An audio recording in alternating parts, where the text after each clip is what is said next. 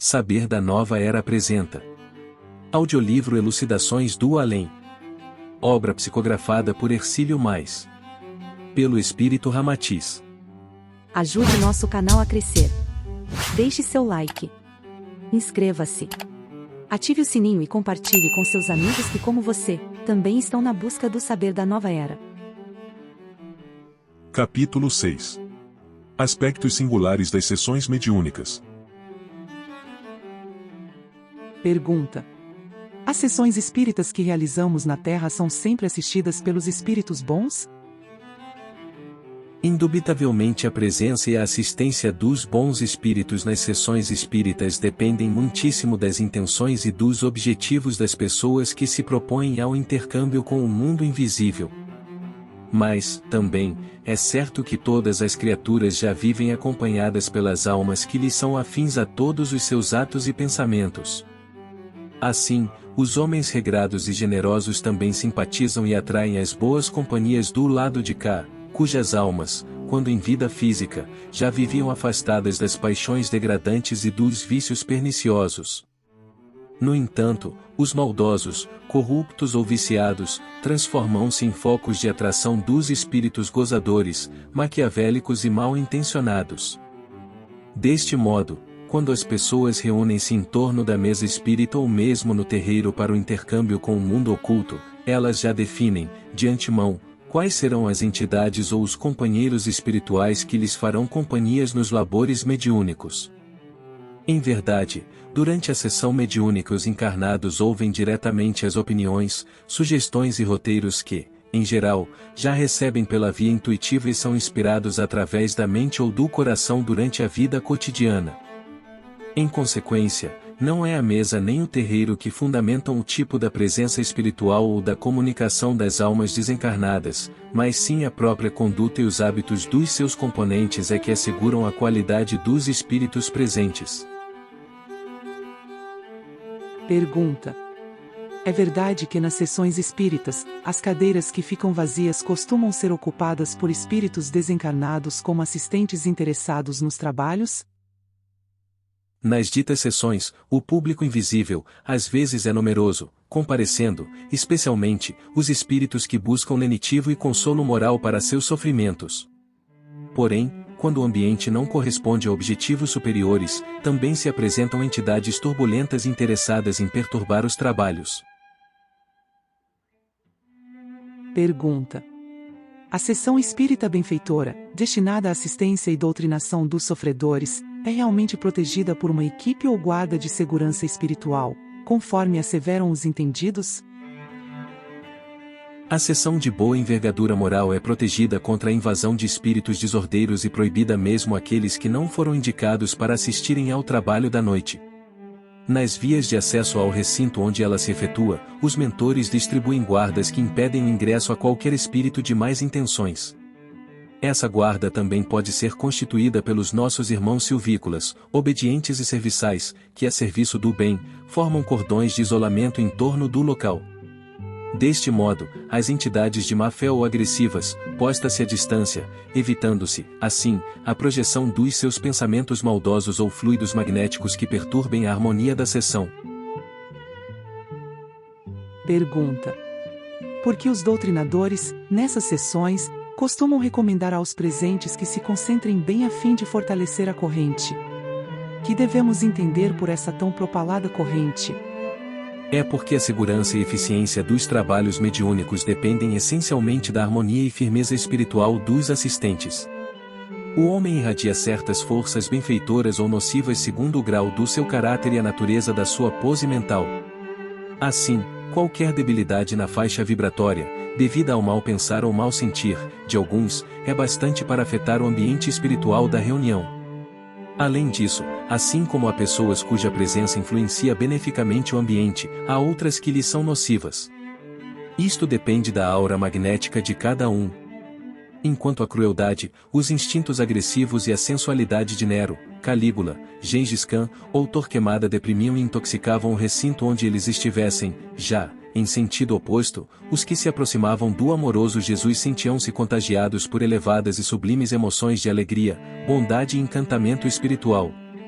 Em tais condições, a concentração espiritista deve ser uma convergência de pensamentos lúcidos e sadios, focalizados num objetivo superior, alimentada pelo otimismo, tolerância, perdão e ternura. Nas sessões brancas dos esoteristas, o mentor recomenda que os seus adeptos façam incidir os pensamentos vigorosamente sobre motivos agradáveis, como seja uma paisagem encantadora, numa flor colorida e orvalhada, ou nas figuras santificadas do Mestre Jesus. Daí, o motivo por que o homem evangelizado é um ótimo cooperador nos trabalhos espíritas, pois a sua vida voltada ao bem em todos os seus aspectos, faz que ele seja uma criatura em permanente sintonia com os espíritos bons. Pergunta: podereis elucidar melhor quanto aos efeitos dessa sintonia?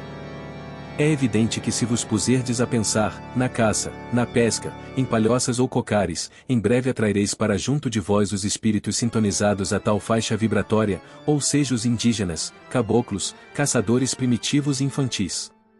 Sintonizando-vos aos temas vulgares, em breve vos ligais mentalmente às criaturas dessa mesma predileção, da mesma forma que a especulação filosófica de natureza superior termina convocando os pensamentos dos sábios, dos filósofos e dos cientistas elevados.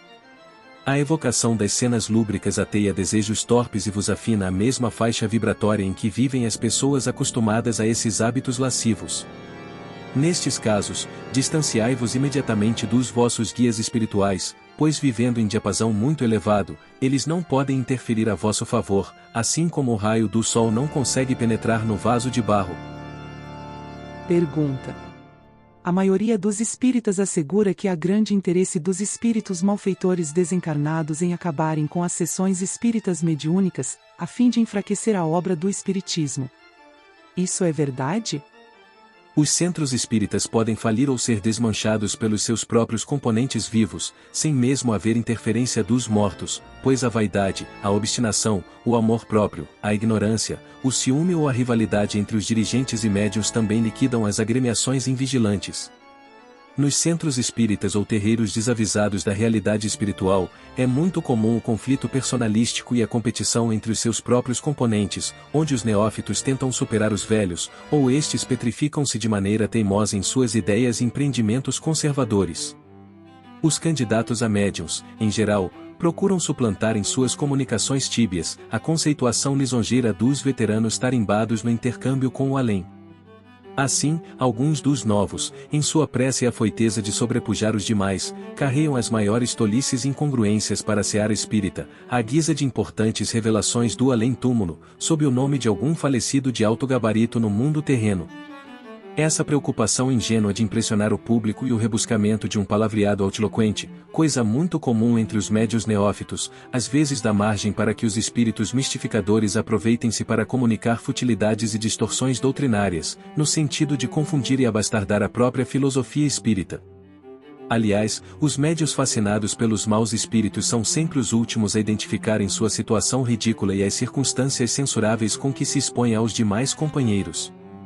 Doutra feita, o centro espírita petrifica-se num clima lúgubre ou severo em extremo, porque o doutrinador ou demais responsáveis são criaturas irascíveis ou excessivamente puritanas.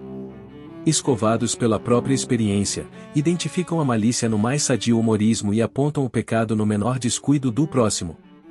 Sentenciosos e pessimistas anatematizam todo o bulício do jovem, a música moderna trepidante, o futebol e os excessos emotivos, os bailes da juventude e irritam-se ante a algazarra das crianças sadias.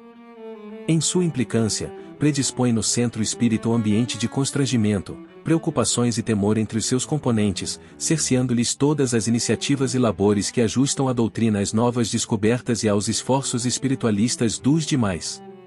Eis porque não é muito difícil para os espíritos falaciosos e maquiavélicos semearem a discórdia, o descontentamento, ou o fracasso nos empreendimentos espiritistas improdutivos, onde a mesa redonda da boa vontade é substituída pela vontade discricionária e teimosa dos dirigentes obtusos, teimosos e egoístas, adversos a qualquer movimento que modifique o ranço conservador.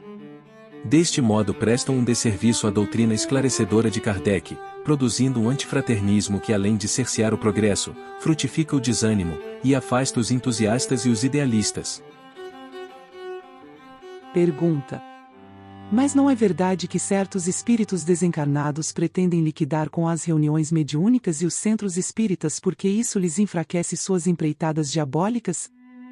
Realmente, as falanges das sombras envidam todos os esforços para destruírem as atividades benfeitoras que tentam esclarecer o homem quanto à sua verdadeira responsabilidade espiritual. É óbvio que a criatura terrena esclarece-se à medida que se desprende das faixas vibratórias dos espíritos viciosos e afeitos a toda sorte de paixões degradantes. Assim que o homem assume a consciência de seus atos, controlando suas emoções e pensamentos, é indubitável que ele também se liberta da condição de um repasto vivo das entidades desencarnadas afeitas a todas as torpezas e aberrações. Em consequência, as falanges das sombras realmente combatem com fúria as atividades espiríticas na Terra, porque o Espiritismo firma suas bases libertadoras no próprio Evangelho do Cristo, isto é, no mais avançado conjunto de leis siderais de salvação do homem encarnado.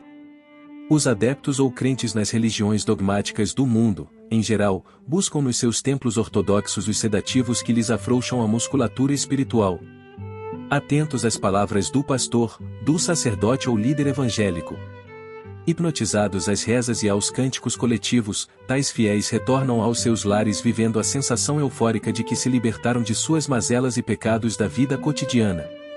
O altar, pela tradição, desde o Velho Egito, é o ponto de convergência e atenção de todos os presentes à cerimônia religiosa, pois ali se congregam os eflúvios magnéticos indesejáveis.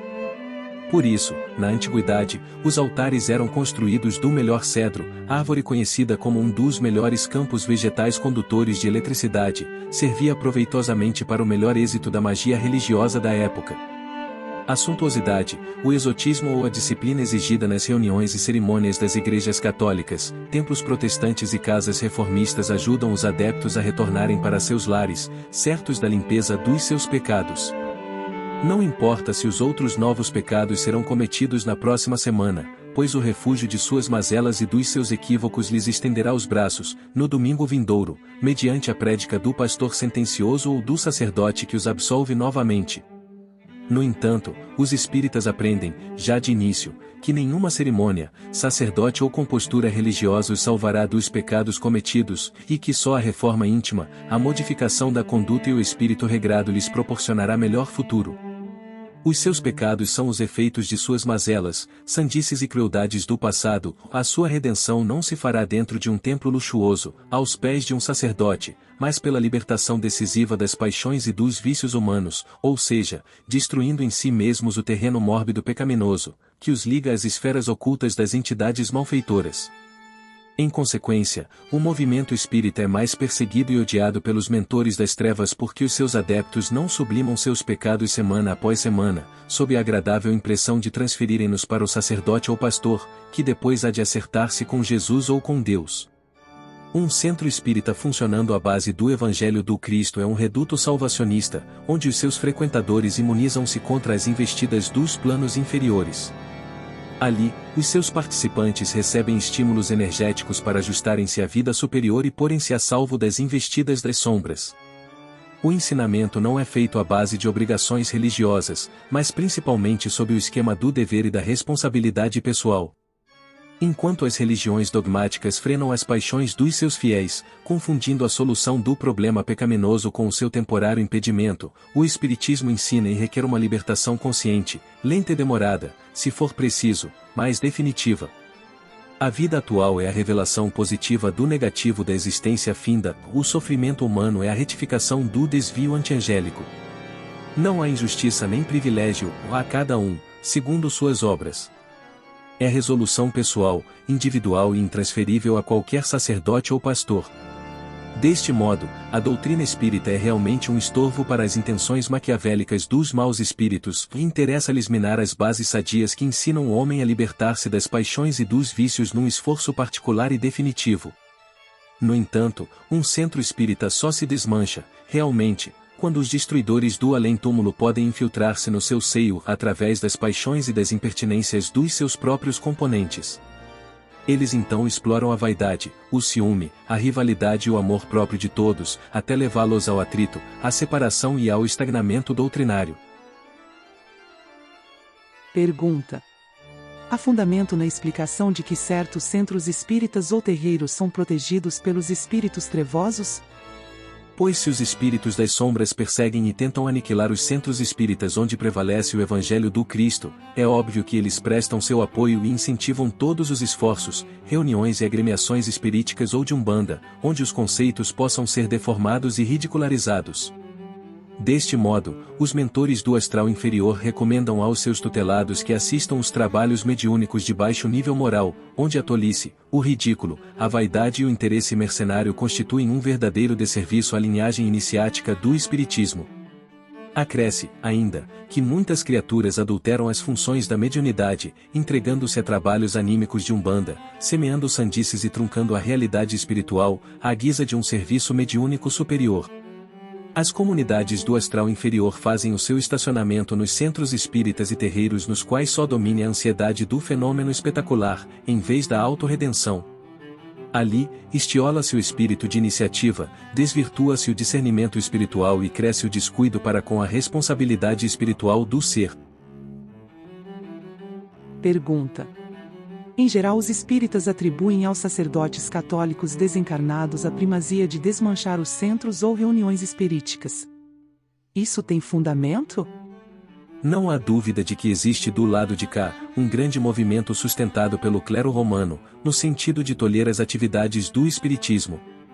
E trata-se de iniciativa comandada pelos maus sacerdotes, isto é, por aqueles que, na terra, já viveram vida corrupta e censurável no seio dos próprios templos.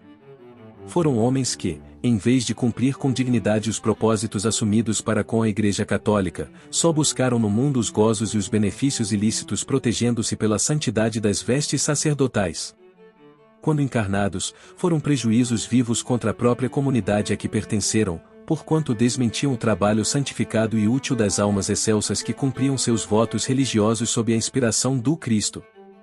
A Igreja Católica não é responsável por esses trânsfugas, que no além-túmulo continuam a macular suas vestes sacerdotais em perseguição ao espiritismo, pois é dessa mesma Igreja que surgiram as figuras sublimes de um Francisco de Assis, Vicente de Paulo, Teresinha de Jesus, Dom Bosco, Antônio de Pádua, Padre Damião e outros, cuja vida foi um hino de beleza e amor ao próximo. Como o rótulo não modifica o vinho azedo e o hábito não faz o monge, esses maus padres seriam perversos, ambiciosos ou imorais, em qualquer setor de atividade humana a que se devotassem. Deste modo, eles sempre estariam operando no lado de cá, não somente contra o espiritismo, mas também contra qualquer instituição espiritualista que se devote a melhorar o padrão espiritual do homem. Em verdade, a classe sacerdotal indigna do próprio templo religioso em que conviveram na terra, possui, no espaço, vasta agremiação e movimentos destinados a destruir na crosta qualquer esforço de caráter espiritual superior. Dirigem-nos os gênios maus das trevas e atacam qualquer reunião ou centro espírita que lhe facilite o ensejo demolidor, infiltram-se no seio dos trabalhadores descuidados e solapam as bases sadias das atividades construtivas, procurando incentivar a vaidade e promover a confusão entre os seus participantes.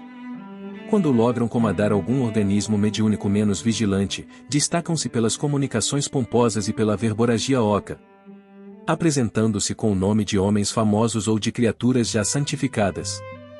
Inescrupulosos, sarcásticos e por vezes inteligentes, de longo tirocínio no campo da astúcia, eles conseguem infiltrar-se entre os espíritas neófitos, que ainda se entusiasmam pelo fenômeno, muito antes de buscarem sua modificação espiritual. Quando logram estabelecer a discórdia, a desconfiança e o choque personalístico entre os membros de uma agremiação espírita, então, eles a destroem depois de rompida a segurança espiritual mantida pelos protetores do alto. Pergunta. Qual é a forma que os espíritos benfeitores comprovam a boa ou má concentração dos espíritas nas suas reuniões mediúnicas?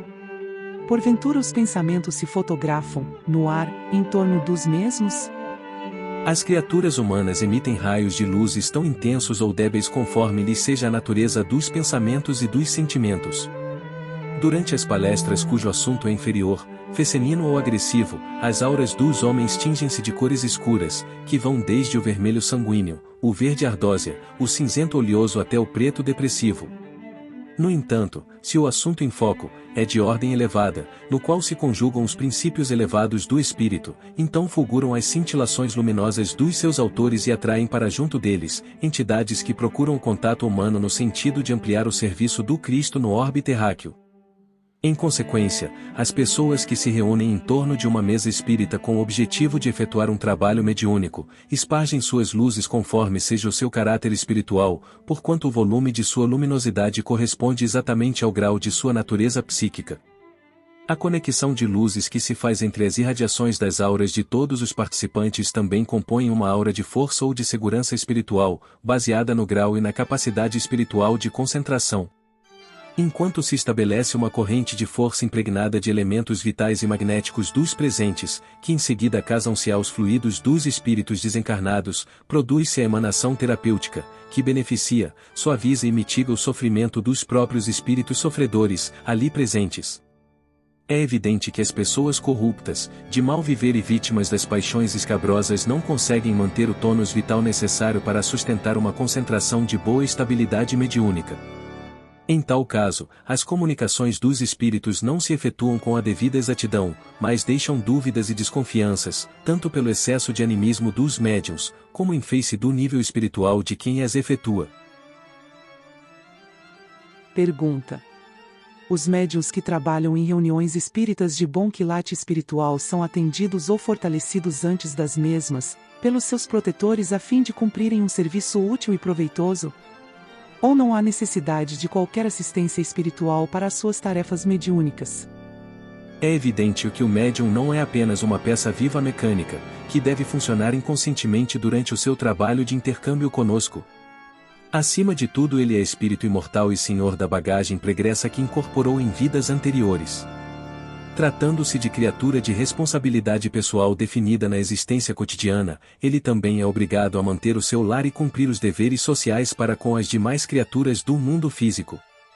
Por isso ele é socorrido e examinado antes de qualquer trabalho mediúnico, de modo a não comprometer a tarefa coletiva no instante de sua maior necessidade psíquica. No dia do seu trabalho mediúnico, as entidades benfeitoras procuram afastá-lo dos ambientes nocivos, eliminar-lhes os pensamentos grosseiros e aproximá-lo das criaturas benfeitoras, estimulando-lhe os sentimentos e propósitos espirituais superiores. Quando se trata de um médium de bons propósitos e objetivos louváveis, os técnicos do lado de cá assistem-lhe tanto ao metabolismo físico como ao equilíbrio da sua natureza psíquica.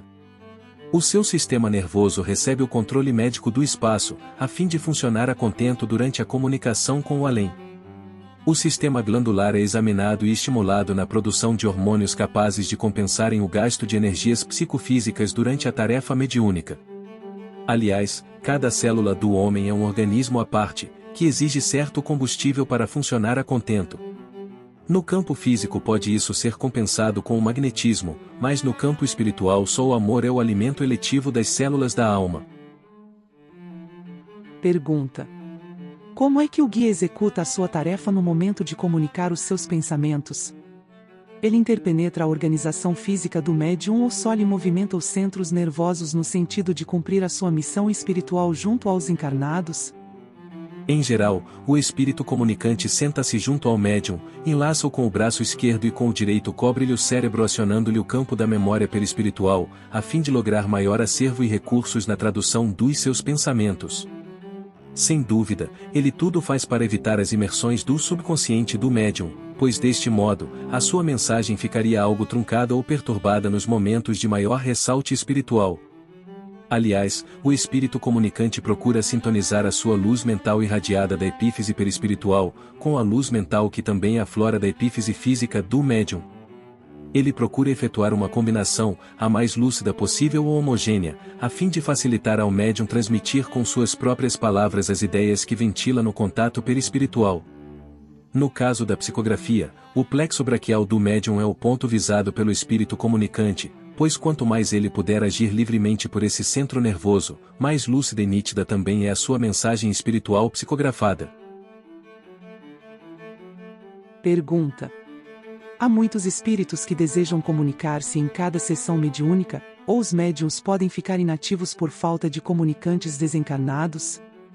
O resultado dos trabalhos mediúnicos depende fundamentalmente da quantidade e da capacidade dos médios participantes, pois do lado de cá é muito comum existir maior quantidade de espíritos para comunicarem-se com os vivos, do que o ensejo de médiuns disponíveis. No entanto, nos trabalhos sensatos e protegidos, as oportunidades são distribuídas de modo a favorecer mais o bem coletivo do que atender às solicitações pessoais. Quando há médiuns em quantidade razoável, os espíritos também podem tratar de assuntos de natureza mais particular, ou lhes é possível dirigirem-se direta e familiarmente aos presentes nas suas mensagens mediúnicas. No entanto, quando apenas existe um só médium em condições favoráveis para a comunicação do além, os mentores do trabalho orientam o comunicante para só cuidar de assunto de interesse coletivo e evitar as particularidades. Eis o motivo por que as sessões mediúnicas de mesa, em geral, não oferecem ensejos de comprovações pessoais, enquanto as comunicações costumeiras situam-se na craveira comum de todos os dias ou, quando muito, não passam de exortações e assuntos de ordem geral. O médium fica obrigado a estender-se em considerações de âmbito coletivo e evitar a preferência pessoal, pois isso implicaria em desserviço aos demais frequentadores. Pergunta: é certo que os alcoólicos, o fumo e a carne prejudicam o desenvolvimento mediúnico? Alguns médiuns creem que a função mediúnica nada tem a ver com a sua maneira de viver fisicamente. Por isso, abusam da carne nas mesas lautas, escravizam-se completamente ao fumo, e encharcam-se ingerindo corrosivos alcoólicos. Não importa se é a bebida caríssima do rico ou a cachaça tradicional do pobre, o seu fundamento é sempre o álcool perigoso e corrosivo à contextura sensível do ser. É quase impossível a criatura lograr o domínio de faculdades incomuns, quando ainda permanece jungida aos liames dos vícios e das paixões mais atrofiantes. Não pode produzir resultados satisfatórios aquele que vai para a mesa espírita com o ventre excessivamente empanturrado de vísceras animais, vertendo alcoólicos à guisa de um alambique vivo ou exudando fortemente o cheiro acre do charuto ou da palhinha babado de saliva. Acontece que o ato de intercambiar com as entidades superiores ou de fornecer fluidos terapêuticos aos enfermos é um momento incomum na vida do ser, o qual merece um pouco de atenção, disciplina e renúncia de quem o efetua. A tal caso também se ajusta o conceito evangélico de que não se acende uma vela a Deus e outra ao diabo. Se não for a assistência benfeitora dos espíritos encarregados de dissolverem os fluidos que se geram em tais imprudências, então seriam de pouco resultado as reuniões de intercâmbio mediúnico com o mundo astral. Os candidatos a médiuns procuram as revelações de alto gabarito e o domínio de faculdades incomuns, mas quase sempre continuam cultivando as aberrações de suas vidas, que lhes embotam a sensibilidade psíquica. Pergunta: é verdade que, durante as sessões de sofredores ou doutrinações de espíritos perturbados, deve-se evitar a presença do público? Já dissemos que a mente é a base de todas as atividades do espírito na matéria, e tanto cria os quadros mórbidos que afligem o homem, como as cenas agradáveis que despertam o júbilo no próximo. Durante os trabalhos de esclarecimento de espíritos infelizes e habitantes do astral inferior, os circunstantes se prendem aos quadros que estão sendo descritos pelos comunicantes, e assim cada um interfere conforme sua índole, seu temperamento ou condições psíquicas, seu otimismo ou pessimismo. A entidade que ali se encontra vivendo momentos de aflição, sente agravar-se o seu sofrimento ante os fluidos perturbados e animalizados do médium e das pessoas presentes. Isso a desajusta no ritmo consolador a que o doutrinador a conduz, uma vez que ela sente-se mais materializada num campo de forças de natureza inferior. Acresce, ainda, que a exposição de acontecimentos dolorosos do infeliz comunicante desencarnado desperta toda a sorte de sentimentos heterogêneos no público indisciplinado, e por esse motivo o trabalho mediúnico decai em sua frequência vibratória, enfraquece na segurança psíquica e assim, facilita a interferência de outras entidades maldosas. Considerai que a própria confissão dos pecados do homem ao sacerdote é feita de modo sigiloso, no confessionário, ao abrigo das indiscrições alheias, na forma de uma contemporização piedosa para com os equívocos da vida física. Pergunta: há importância na questão de horários para se iniciar ou terminar os trabalhos mediúnicos ou reuniões espíritas? É óbvio que nas reuniões mediúnicas nos centros espíritas de bom teor espiritual a assistência do lado de cá também é de natureza superior. Em consequência, os espíritos que desempenham as tarefas de socorro espiritual são entidades serviçais, benfeitoras e laboriosas, cujo tempo lhes é precioso, em face dos seus outros compromissos no ambiente do plano astral. Eles vivem onerados por tarefas espirituais de vulto e dividem os seus minutos num programa de ação proveitosa a desencarnados e encarnados. Deste modo, se iniciais os vossos trabalhos mediúnicos a esmo e sem cumprir o horário programado, é evidente que estareis desperdiçando o valioso tempo desses vossos amigos do alto, por fazê-los esperarem inutilmente e retardar-lhes tarefas preciosas. Daí a necessidade de se cumprir o horário programado para iniciar e terminar as sessões mediúnicas, a fim de que os vossos protetores desencarnados possam dar cumprimento às suas tarefas espirituais programadas para outros locais e atender outras obrigações. Aliás, o problema de pontualidade no espaço é levado a sério, pois quanto mais responsável é o espírito, mais severo e correto ele é em seus compromissos. Pergunta: que se deve fazer com as pessoas que se apresentam todos os dias nos centros espíritas, rogando a oportunidade de desenvolvimento mediúnico? Nem todas as pessoas que se apresentam às reuniões espíritas com o fito de desenvolver sua mediunidade a conselho de outros, são realmente médios ou requerem esse desenvolvimento imediato. Já dissemos que muitos confundem manifestações fisiológicas com faculdades mediúnicas, ou doutra feita trata-se de enfermos, precisam mais de assistência espiritual, do medicamento, do passe do conselho, do que mesmo de sentar-se à mesa espírita para a fenomenologia mediúnica. É de pouca valia o desenvolvimento mediúnico na criatura que ainda não exercitou a paciência, não desenvolveu a bondade, nem perdoou os seus adversários e ainda é intrigante, caprichosa ou ociosa. Sem dúvida, tal médium há de ser um tropeço entre aqueles que levam a sério sua responsabilidade mediúnica e desejam aproveitar todos os momentos disponíveis para o seu engrandecimento espiritual. Algumas vezes os candidatos a médiuns confundem hipersensibilidade mediúnica com a sua própria irascibilidade, descontentamento, amor próprio, ressentimentos ou mau gênio, atribuindo aos espíritos desencarnados a culpa de suas próprias mazelas espirituais. Deste modo, aqueles que se apresentam nos centros ou nas reuniões espíritas buscando o desenvolvimento mediúnico, em primeiro lugar devem avaliar o seu grau de paciência, tolerância, renúncia e perseverança em assistir os trabalhos mediúnicos, para então auferir os conhecimentos ali divulgados, corrigir sua conduta moral e afeiçoar-se aos demais conhecimentos do Espiritismo. É indubitável que o médium não poderá beneficiar o próximo, se antes de tudo recusa-se ao burilamento interior, à leitura espiritista, e afasta-se do contato benfeitor com os espíritos bons.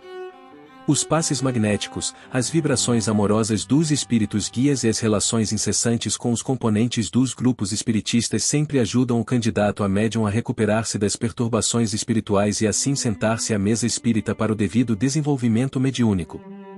Daí, pois, a conveniência do mesmo fazer um pequeno estágio de reconhecimento e afinidade para com o grupo de pessoas a que vai submeter-se num serviço de intimidade espiritual, onde suas qualidades e seus defeitos virão à superfície atraídos pelas condições hipersensíveis do meio espírita. A mediunidade é como o fio d'água avançando lentamente por entre os escolhos da superfície do mundo, mas encorpando-se e tornando-se cada vez mais útil e generoso, tanto quanto exercita-se no esforço de se desenvolver até o curso do rio benfeitor. Pergunta: quais seriam as virtudes mínimas para um bom médium e um bom desenvolvimento mediúnico? Desnecessário vos dizer que a bondade, a tolerância e a ternura são as principais virtudes que aproximam do médium os espíritos benfeitores e amorosos. No entanto, o mandato mediúnico ainda exige para o seu bom êxito outras qualidades que burilam e engrandecem a criatura no serviço cristão em favor do próximo. O médium deve ser sigiloso, discreto e perseverante, a fim de resguardar aquilo que por vezes lhe é transmitido de modo confidencial e que, por piedade, não deve ser divulgado. Sem dúvida, o estudo incessante das obras espiritistas formará a base segura do discernimento do médium, facultando o ensejo dele receber mensagens de entidades elevadas e condutores de homens. Quanto ao desenvolvimento mediúnico favorável, ele pede cuidados desde a alimentação até a higiene psíquica, porquanto a saúde psicofísica do candidato é fator preponderante na composição dos fluidos magnéticos e vitais que lhe alicerçam o intercâmbio mediúnico. Cumpre-lhe afastar-se dos ambientes viciosos, infestados de entidades malfeitoras e de baixos apetites do astral inferior, evitar os excessos alcoólicos e do fumo, assim como abster-se de alimentação carnívora. Os fluidos exudados pela carne do animal sacrificado são de natureza mórbida, impregnados da angústia e do sofrimento. Misturam-se as vibrações sensíveis do espírito do médium e assim lhe obscurecem o campo magnético do contato perispiritual com os desencarnados de boa índole. Sob tal condição predomina o animismo do candidato em desenvolvimento, ou faculta a ação mediúnica dos espíritos zombeteiros ou turbulentos, que tudo fazem para impedir o crescimento dos ensejos que libertam a humanidade dos grilhões inferiores. E, finalmente, o bom filho, bom irmão, bom esposo e bom cidadão, sempre há de ser um bom médium,